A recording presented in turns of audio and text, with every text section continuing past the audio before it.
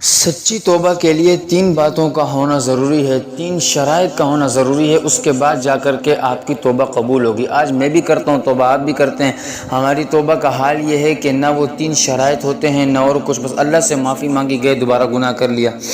پہلا تو یہ ہے کہ گزرے ہوئے گناہوں پر انسان شرمندہ ہو اور افسوس ہو، اور ساتھ ہی ساتھ جن چیزوں کی قضا ضروری ہے، خواہ اللہ تعالیٰ کے حقوق ہوں، جیسے نماز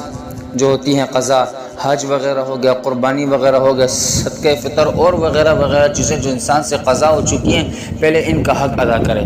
کہ اللہ سے معافی مانگے کہ یا اللہ جو مجھ سے گناہ ہو گئے میں ان پر شرمندہ ہوں اور میں معافی مانگتا ہوں، مجھے افسوس ہے، میں نادم ہوں، یا اللہ مجھے معاف کر دیجئے، میں آج کے بعد یہ گناہ نہیں کروں گا۔ اور اس پر انسان کو افسوس ہونا چاہیے، اور جو حقوق اللہ ہیں، جو اللہ کے حقوق ہیں، ان کو مکمل کرے، اور اس کے ساتھ ساتھ حقوق العباد بھی ہوں کہ جیسے کسی کا قرض وغیرہ ہے یا تقسیم میراث ہے یا کسی بھی کو جانی و مالی نقصان دیا ہے،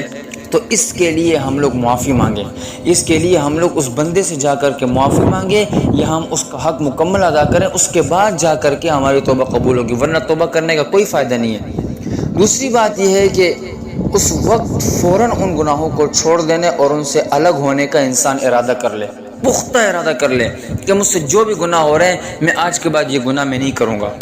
تیسرا یہ ہے کہ آئندہ ان گناہوں کو چھوڑنے کا ارادہ کرے کہ میرے سامنے جب بھی یہ گناہ آئیں گے، جب بھی ایسے گناہوں کی نوبت آئے گی تو میں انشاءاللہ ان گناہوں سے بچوں گا۔ جب تک ہماری توبہ میں یہ تین شرائط ہوں گی، اللہ کی قسم ہماری توبہ قبول ہوگی، ورنہ توبہ کرنے کا کوئی فائدہ نہیں ہے۔